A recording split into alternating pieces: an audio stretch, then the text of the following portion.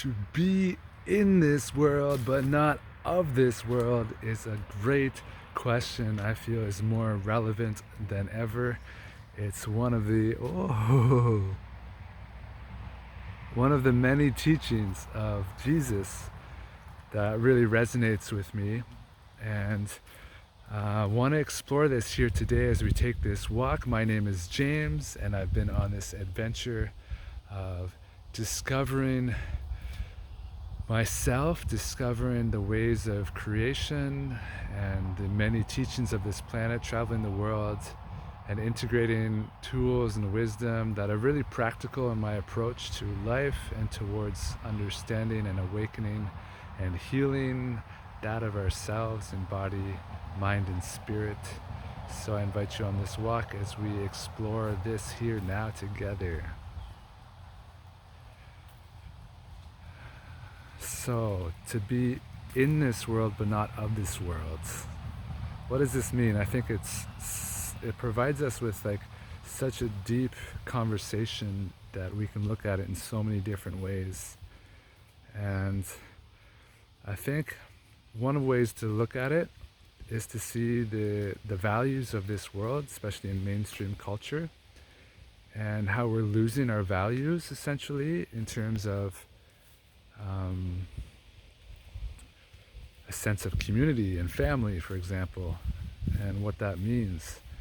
So I think in many ways you see, especially on mainstream television and the movies and things like this, how more and more we're losing our values and our sense of values. So it's really, I think, becoming a big problem if we are operating in this world with the values of this world and contributing towards the suffering of this planet and the suffering of the people.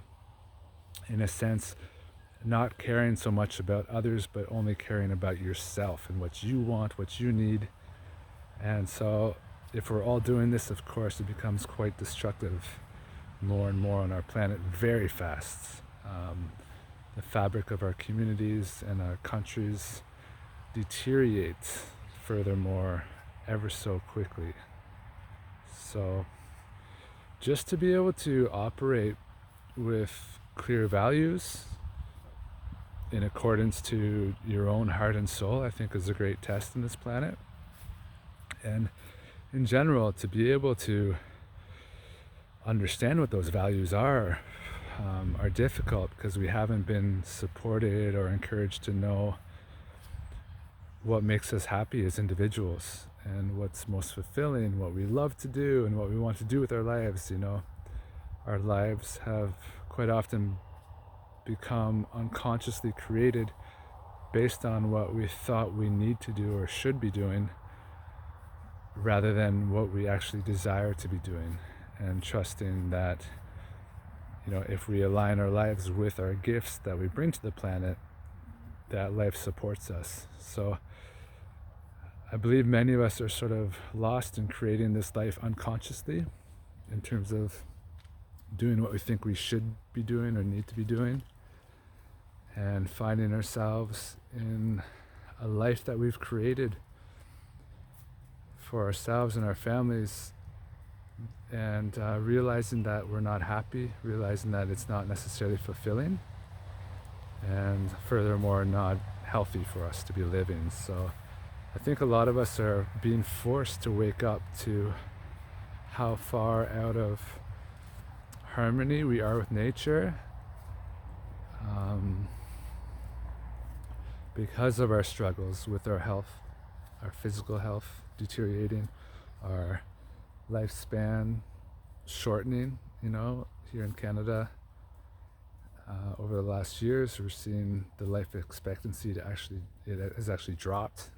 So also we're seeing a lot of issues with our mental health in terms of anxiety and depression, how we are suffering in part because of the lifestyle that we've created and how unnatural it is for us to be living these ways.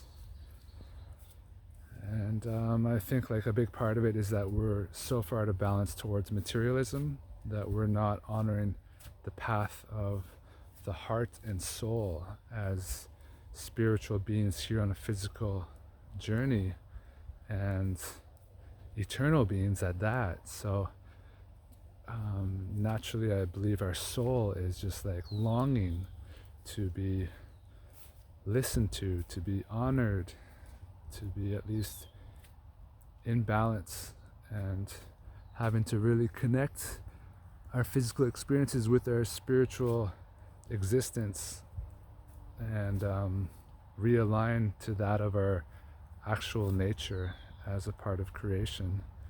So it's a really big gap that I see more and more clearly as I've been outside of Canada, outside of the culture that I grew up in. It's much easier to reflect on these things than it is to see it when I'm in it. Even returning back to Canada, it has these influences still over me even after many years of being outside of the country.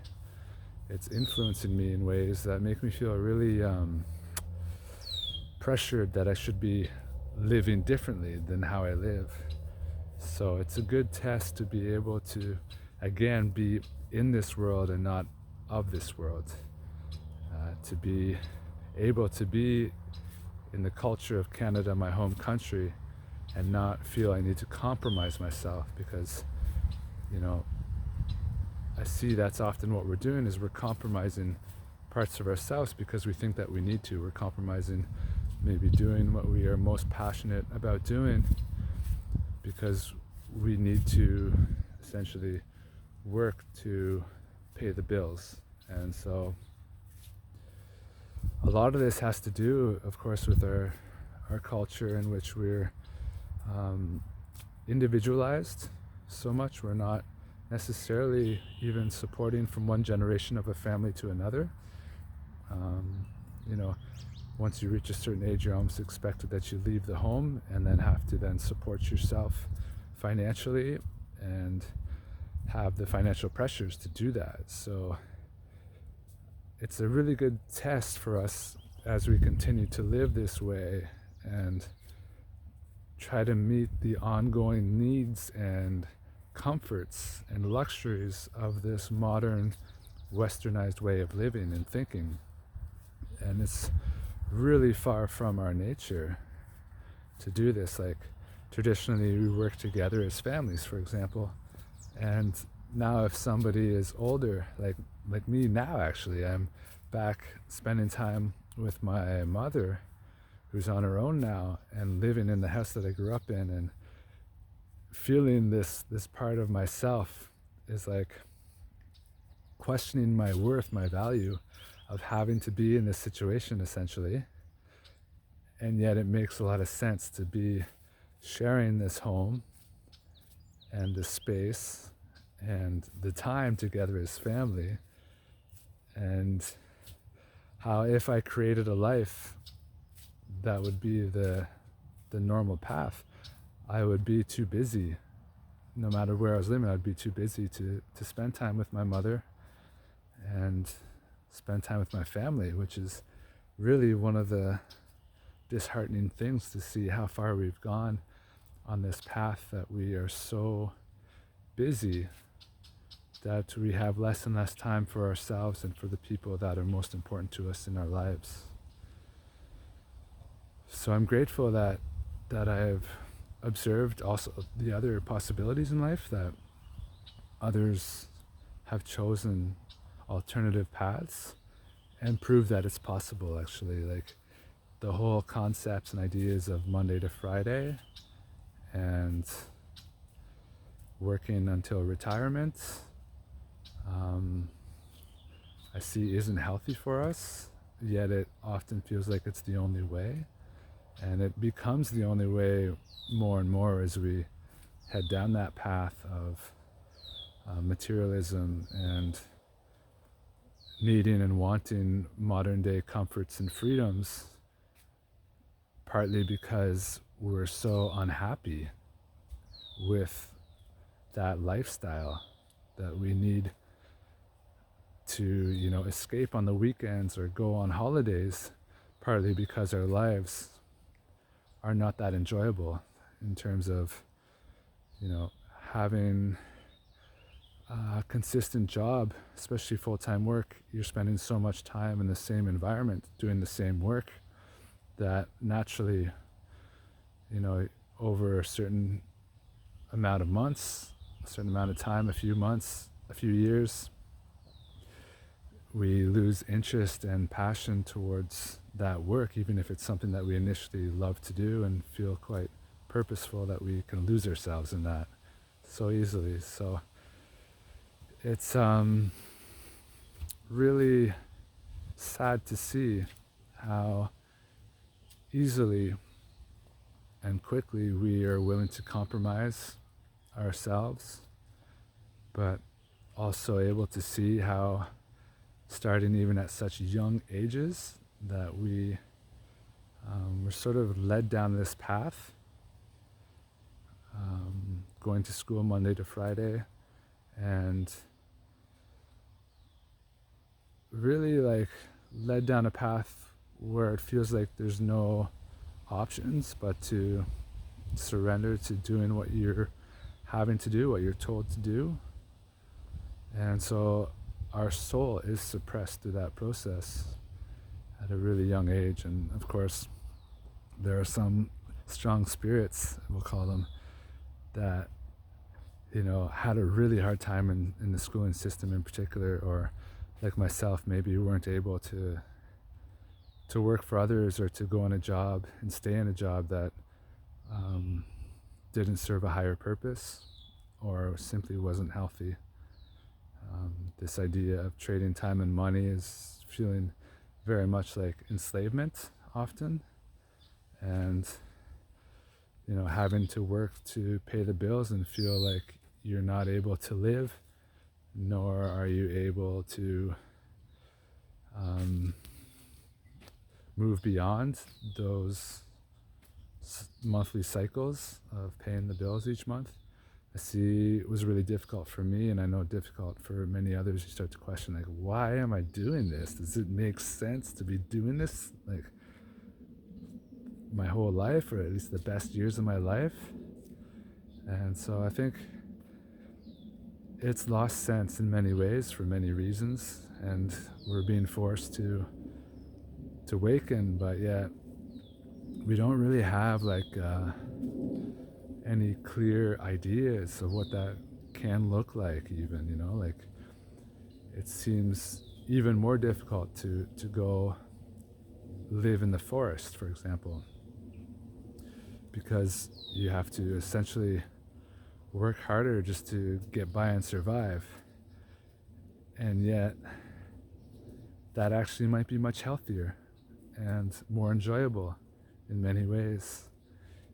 Even if it seems difficult physically, for example, emotionally it can be easier, energetically it could be easier, and it could be a lot healthier, obviously, to be outside in nature rather than stuck in a city life, for example. So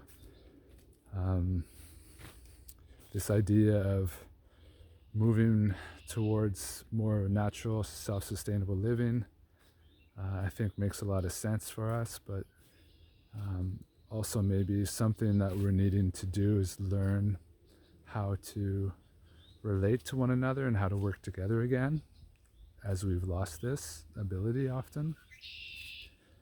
And I feel like there's a lot of healing that needs to take place around this, in terms of learning to relate in healthy ways to ourselves again, and learning to relate with others, learning to relate with the earth and with Creator and all that exists. So it's like we are starting over, or needing to start over, and in a way that's a really good thing, because now more than ever we have the chance to go beyond like how we've been raised, without any specific path, but having to discover it for ourselves. So this opportunity to discover for ourselves what it means to live is super exciting. Like, it's a really special moment in time where, yes, we could get lost in the shadows, or we can get excited about living again. And yeah, it's our fear that's really holding us back. I see how scary it is to break free from the norm, to enter into the unknown, say, for example, leaving a job or a relationship that is clearly unhealthy for us, yet to have the courage and commitment that it takes to take those steps, and the faith that you'll be supported and able to go through that process, is a really big test of faith and trust that not everyone is ready for. So I feel like there's so much we're needing to do to practice this faith and trust, and to understand, how creation supports life and supports us as we live in alignment with creation and support creation as much as it supports us. It's like a two-way street. So this like natural law of life and order is something that used to guide us and be a part of our communities, our tribes, our way of life. And it would be crazy to operate any other way like this. And now we're like living in a colonized world for the most part, in communities of people that have been colonized and unaware of it, and constantly being programmed through the media to continue this process further. It's very much like it's very difficult to see and to go beyond it. It's really holding us back in so many ways, and I know that it's deeply affecting so many people as we're taking it personally. Here, we can check out the water here.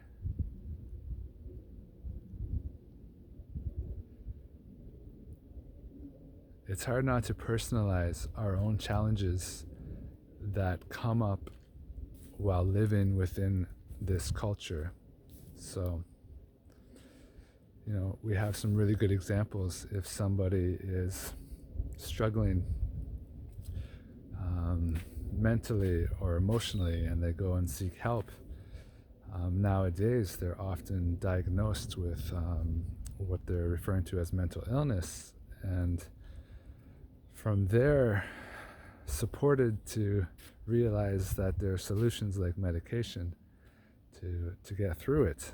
And yet, just this whole approach of somebody having a hard time in life and then diagnosing and labeling them with something that they then carry with them, it might give them a moment of relief to suggest, oh, there's something wrong with me and I do need help. And then to carry this label with you as there's something wrong with you, then it's something that just really brings somebody down further and isn't helpful in the long run, I see in all of my observations and studies. So I think in general, to not gain your worth and value based on the values of society is a big test for us in terms of especially material wealth is a big test, because there's so much emphasis on success and money and luxury and freedom and all these things that are displayed through medias and movies and things like this, really feeding this dream that essentially we all have. We all desire these things, a part of us, but to make them like our goal and to strive mostly for these things leaves us feeling completely empty in the end, because there's so much more to life. And so a lot of us, we've come to realize, okay, it's not as important, but yet if we don't have those things, you can still feel like you're lesser than. Like, maybe you don't have fancy clothes or a fancy car, or maybe you choose to drive a shitty car, and yet to face like the perceptions of others in terms of who you are and how you live. I know for myself, I receive a lot of these types of projections, maybe because I dress differently or act differently. And, definitely if I go from living in the forest for weeks or months and then entering into a city and being dirty and in the forest is normal for you, but then you enter the city and then everyone's looking at me like, where did this guy come from? He must be homeless. I imagine this is part of what they're projecting onto me. And definitely there are moments where I feel like the richest man alive because of how I live close with nature, and am able to recognize the freedom within myself to live, and the courage to live. And so I know actually that most people don't have this, and a lot of people still seek their value out of material possessions and success. And so for myself to have to face these parts has been really helpful to understand furthermore the love of God, or the love of spirit, the love of life, which thankfully I can recognize the beauty of and the power of, and carry this in my heart, knowing that I am the richest man because of this, because of my ability to understand and have faith in that of the divine, and can recognize how even the wealthiest man on this planet may not have any of this at all, may not have any faith, any purpose, and therefore actually in God's eyes be the poorest man. Because as eternal beings, without these things you have nothing actually. And as somebody who's maybe greedy and needing more power, more money, things like this, you see it's very much leading somebody away from God, and furthermore towards the ways of destroying nature, destroying life, and destroying yourself. So you end up living in hell, more and more, and turning towards unhealthy things because of you're still like needing to fulfill these parts of yourself, of your soul, that will never be fulfilled. So it's a dangerous path, and in this way I'm really grateful that I haven't achieved such wealth and success or fame and fortune, because we're seeing how difficult that can be and how lives are destroyed for many reasons to get there, or to be there and not be able to maintain that type of status because maybe it's too much for anyone. So to recognize that we are loved not on the world around us, not within this world, not because people even are able to give us this love, because furthermore we're seeing that there is a lack of love within our culture, in our ability and capacity to share love from our hearts when we feel it, to feel love in our hearts as we become disconnected from our emotions and our bodies.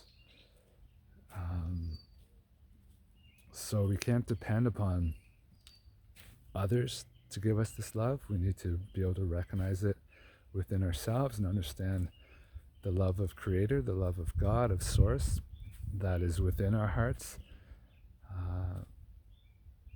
because of who we are, not even because of what we do. So it's just naturally within us, and it's through our ability to honor life that this love builds furthermore in gratitude towards us as we give gratitude towards life. as life loves us more because we're loving life more, loving Creator more. And so it's a completely different path when you see it. Completely different values, completely different purpose, and furthermore, that it's not only so far out of nature, out of our nature, but it's working against our nature. We're going to just enter into this little forest here of these cedar trees. It's one of my favorite spots next to this little lake.